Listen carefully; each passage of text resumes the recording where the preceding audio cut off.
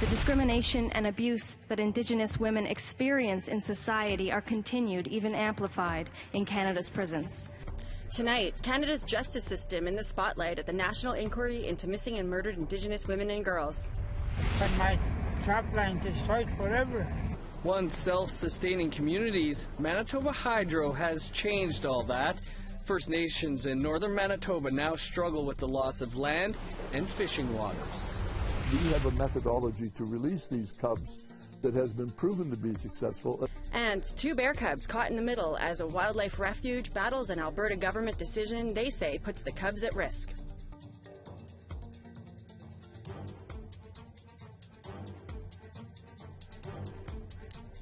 Good evening. Welcome to APTN National News. I'm Dennis Ward. And I'm Melissa Ridgen. The family of Amber Tuckaroo is about to hold a press conference to release details about how the Alberta RCMP handled the investigation into her murder.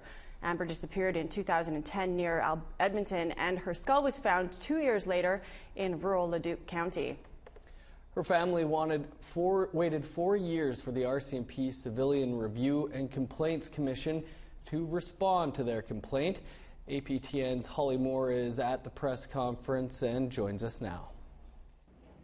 Well, the family of Amber Tuckaroo have waited years for this report. It's a 120-page response to their complaint to the RCMP Complaints and Review Commission. That commission looks into cases where families and victims feel that their cases had been mishandled. Amber was found in 2012 in Leduc County, Alberta. She had gone missing in September 2010, and there were supposedly sightings of her all over that were never found out to be true. Also present will be Assistant Superintendent John Ferguson from Alberta's K Division of the RCMP to provide remarks from the police, and really we'll have more details on this for you tomorrow on the APTN National News. I'm Holly Moore, and back to the desk. The MMIWG National Inquiry hearings continue today in Quebec City. This week's focus is on the criminal justice system, and today's topic was the overrepresentation of Indigenous women in prison. Tom Fenario is there with the story. I'm here to speak my truth from my heart. There are parts of my story that will not surprise you, not only because I am a woman, but because I'm an Indigenous woman. Diane Serre is Algonquin from the Pising Territory. Having spent 4 years in prison for a breach of trust charge, Serre is here to testify about her negative experiences in the criminal justice system. I was regularly being exposed to discrimination, racism, sexism, inequalities, and oppression. I had so much anger and I was troubled. I was looking for support and was not sure where to get it. Among the events related to the inquiry, she was almost denied a Gladio report because she didn't look Indigenous enough. Says she was ridiculed by a guard as a savage.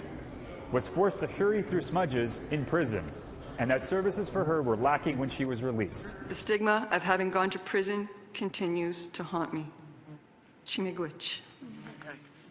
Serre was joined at the hearing by a human rights advocacy group for women in the justice system. Members of the Elizabeth Fry Society outlined why they think the system is failing Indigenous women. The issue of overrepresentation of Indigenous women has been well documented nationally. The fact remains that there have been no concrete or significant actions to address this issue.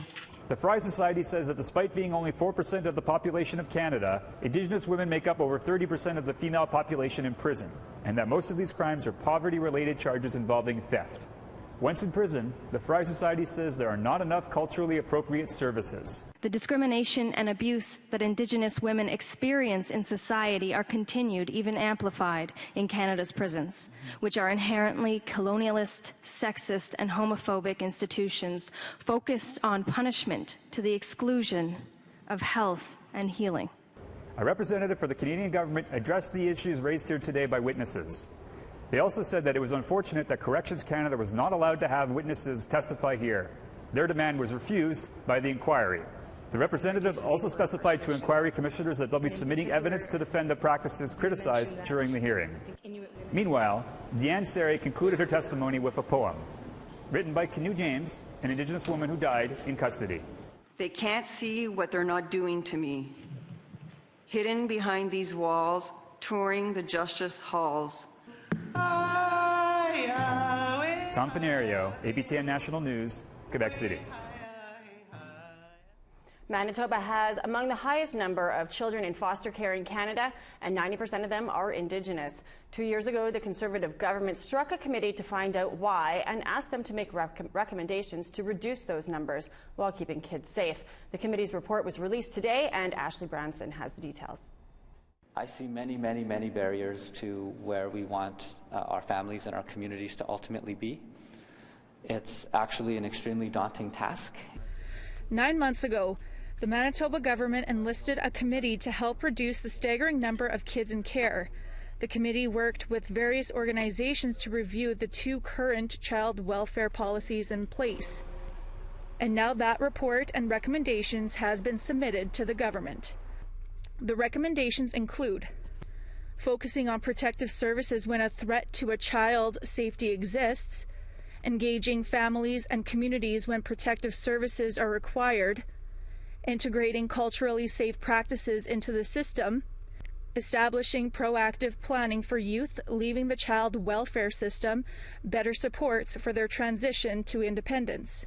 Families Minister Heather Stephenson says in order to move forward, they have to review the recommendations. We're in fact just reviewing those recommendations now to see whether or not, how we would move forward with implementation of changes to the Child and Family Services Acts. And so we're just in the process of reviewing those now. Leader of the Manitoba New Democratic Party, Wab Kinew, agrees with the report's recommendations, but he says they have to look beyond just the reforming of the CFS law. We have to look at addressing the root causes of what's creating challenges for families. He adds, great, the government has a report now, but they need to act. So I think it's important that now that there's this committee that's taken a look, there's a lot of good findings that they're bringing forward, the government really has to act now. Ashley Branson, APTN National News, Winnipeg. The Liberals, meanwhile, largely liked the recommendations but said a serious problem remains unaddressed. The province continues to cash in on baby bonus checks meant for kids in care. It amounts to an extra $266 million in the government's coffers each year. 6 CFS agencies are suing the government because of this practice. The Métis Nation of Alberta held their province-wide elections on Tuesday night, and the unofficial results have Audrey Poitras with a decisive win over challenger Ron Quintel. Poitras has been the president of the Métis Nation of Alberta since 1996. This will be her eighth term in office. President Poitras says moving forward on Métis rights and self-government will be her priority. It's really about rights and recognition. It's about designing and developing our self-government model for the Métis Nation of Alberta. I just want to say a great big thank you to all of our citizens who took the time to come out and vote. I want to say congratulations to all of our council now. We've got quite a few new members on our council. Time for a quick break, but when we come back, we'll continue our series on the impacts of hydro development in northern Manitoba. Here's a preview of that story and tomorrow's weather forecast. Imagine hunting, fishing, and trapping were your only means of income. And throughout the years, it's taken a drastic decline. You're not supposed to be touring around. We speak to community members in northern Manitoba. They shared their stories on how the hydro development is affecting their livelihood. Coming soon to APTN National News.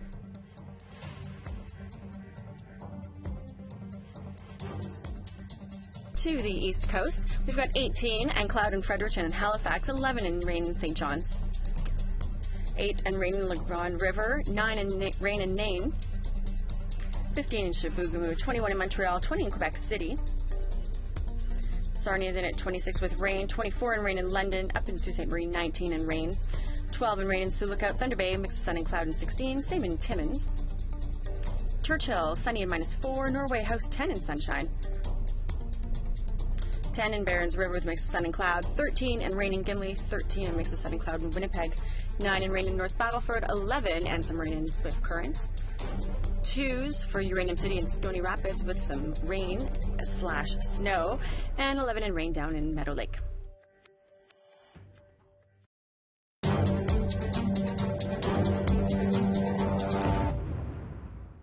Welcome back. For many Northern Cree communities, fishing, hunting, and trapping are important livelihood activities. Ashley Branson speaks with some residents of Norway House in Gillam, and they tell her how the hydro dams have impacted their way of life. Yeah, it has altered our way of life. It's altered everything. Chris Clark is the president of Norway House Fishermen's Co-op, located over 300 kilometers north of Mississippi Cree Nation. Due to the fluctuating water levels caused by hydro dams, Clark says the erosion and sediment buildup on the lakes affects their livelihood. You know, we have to live with these changes every day, day in, day out, while we're out here trying to make a living, providing for families, whether it be trapping or fishing, you know. By the 1960s, Manitoba Hydro and the provincial government recognized the vast potential of hydro development in the north to power the south and profit from exported energy. In the 70s, they diverted rivers, blasted new channels, and in some cases even completely reversed the flow of rivers. The Churchill River diversion maximized the flow of water into the Nelson River, while the Lake Winnipeg regulation turned one of the world's largest freshwater lakes into a massive reservoir.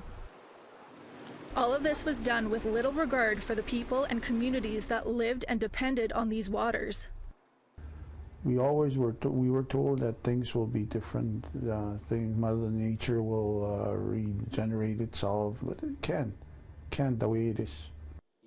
Norway House band councillor Langford Saunders says despite the devastation to their waters, fishermen still find a way to make a living in the fisheries. We fish in the fall on Playgreen Lake, and also we fish in Lake Winnipeg. Saunders says commercial fishing is at its lowest point. He explains they used to produce nearly 300,000 kilograms of whitefish and pickerel from Playgreen Lake. Since the diversion project happened, as time went on, things have gotten worse.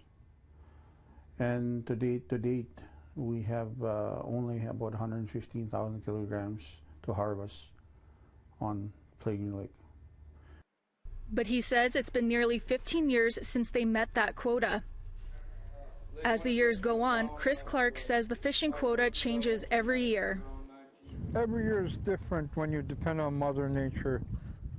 Like farming, you have some good years, some bad years, and same thing with the lake. But you know, but it is a known fact that the lakes are dying. Not only Playgreen Lake, Lake Winnipeg is dying too. We asked Clark if Manitoba Hydro or the provincial government could do anything to compensate these communities. No dollar value will ever address the damage and the destruction that has occurred. But in reality, we have to try to help the lake and the land, you know. APTN received an email statement from Manitoba Hydro's media relations officer. It states, "We continue to address the adverse effects of our existing operations on the customs, practices, and traditions of Indigenous people integral to their cultural identity." But Langford Saunders feels communities are still not being heard. We need to sit down. We need to come and talk about the issues together. Next, we follow Ramona Nekaway and Winiskatan, nearly 600 kilometers from Norway House to Gillam. I like that, but no river on Skidoo, or I come up here too. I got loads all over. Elder Noah Massan takes us on his trap line. I used to have a road through this bush here. He says this provided a living for him and his family for decades. But my trap line destroyed forever.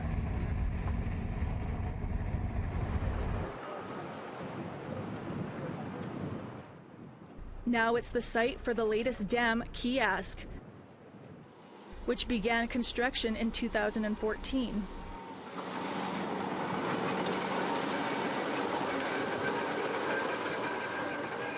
Massan says the development destroyed his trap line and drove the animals away. I had mutton boxes all along the road in those trees. I never caught nothing. And here Hydro say, oh, animals will come back. 1 year will be like, you won't see them. I haven't seen a trap here. Massan shows us the construction of the Kiosk Dam when he's confronted by a worker. You're not supposed to be touring around. They didn't say, hey, come here. I'm not angry. I'm just saying it's dangerous. I know. They never said nothing, but they told me get a flag and a thing. But I'm not going all over the place. We're just going as far as here. Okay, yeah, and I mean, if you want to come in, it's one thing. You should always stop at the office and let us know. I don't know what office you guys got. Just right beside Massan can't visit his trap line without informing Hydro. Oh, yeah. He receives a small amount of compensation for the loss of the animals he once hunted here.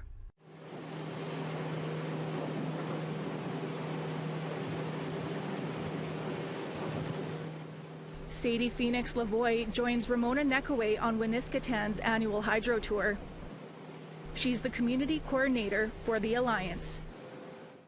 Lavoie is from another hydro-impacted community, Saging First Nation. And this is her first time on this hydro tour. A lot of these communities used to be self-sustaining in that way, hunting, fishing, trapping, and their trap lines having to be flooded out, or they have complete transmission lines going through them. The animals and the fish are moving further and further away from their community. Lavoie simply states hydro is responsible for the damage. That's our livelihood, that's our culture, that's how we identify ourselves to be Indigenous and our connection to the environment, and hydro has really severed that.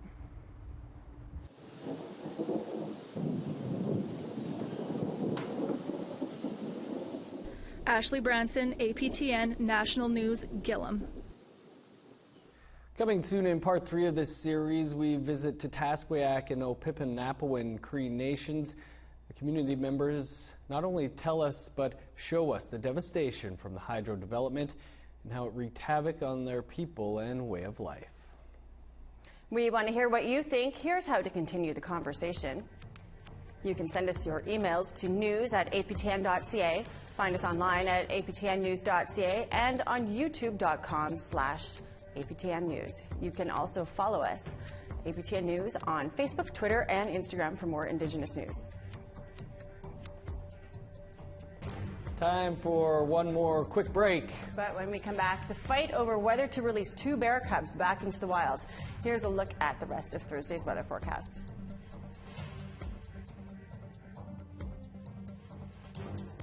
To northern Alberta we start. 5 and sunny and high level, 4 and sunny in Fort Tip. Edmonton's in with some rain and 7, same with Red Deer and Calgary. 15 and rain in Campbell River and Victoria, 14 in Bella Coola.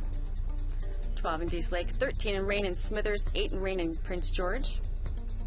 14 for Dawson City, 11 for Mayo, 12 for Whitehorse. Lots of sunshine there. Lots of sunshine in the Northwest Territories, 5 in Norman Wells, 7s for Wrigley and Fort Simpson, Fort Laird and Trout Lake. Tuck is 3 in sunshine and Nuvik is 6 and sunshine.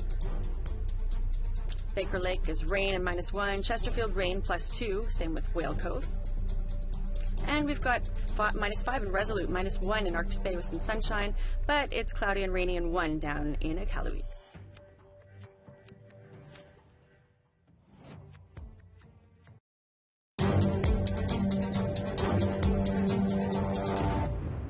Welcome back. A 7-month-old black bear cub in Alberta who was found 2 months ago nearly dead on a highway has now recovered. But the Cochrane Ecological Institute, who nursed it back to health, says the Alberta government is forcing them to release the cub next month, and the cub is not ready to survive on its own. APTN's Chris Stewart brings us the story.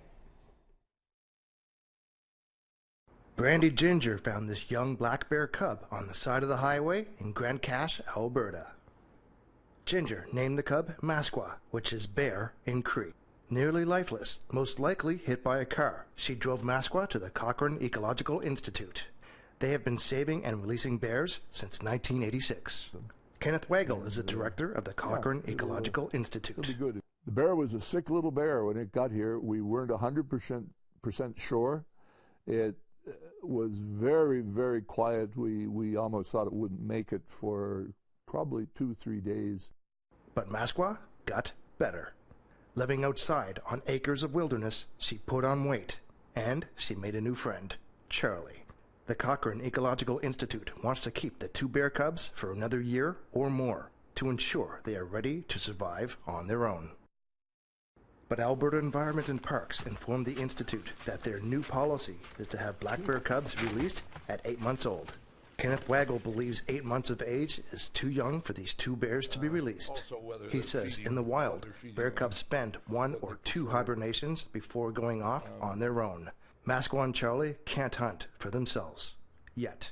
We feel that if we could keep the bears, the 2 of them, and release them with the protocols we have developed over a long time and through quite a few bears, they would be successful in their reintroduction. APTN contacted the Alberta Environment and Parks Minister Shannon Phillips' office for comment on this issue. They did not return APTN's request for an on-camera interview, but did release a statement which read in part, Alberta Environment and Parks continues to have constructive conversations with the Cochrane Ecological Institute. Ultimately, both the government and CEI want to ensure these bears are ready to live in the wild as wild animals should.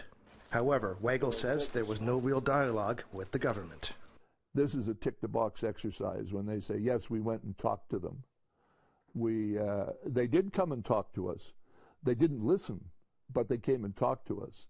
And I have to point out that there is no official, there's no employee in the Alberta government who has had direct experience with the rehabilitation and release of black bear cubs. Waggle was told by AEP officials that these 2 bears will be used for a study to see if 8-month-old cubs can be released and survive. And we said, why? Because we have a methodology to release these cubs that has been proven to be successful. And they said, well, they might have to be sacrificed in an experiment. And I was more than upset when this was announced. And it was announced to us. And as of now, on October 15th, these 2 cubs will be released and try to survive on their own. Brandy Ginger, the woman who found Masqua, says she is heartbroken that these cubs will be released. That is setting them up to fail. You bring them in to give them a good chance at life just to abandon them. It makes literally no sense. Chris Stewart, APTN National News, Alberta. I think Melissa wants to take Masqua and Charlie in herself. I will keep them for the year that they need to be kept. That is your APTN National News for this Wednesday. For more news anytime, including much more on our ongoing series into hydro development in northern Manitoba, you can visit our website, aptnnews.ca. I'm Melissa Ridgen. And I'm Dennis Ward. Have a great night. We'll see you back here tomorrow.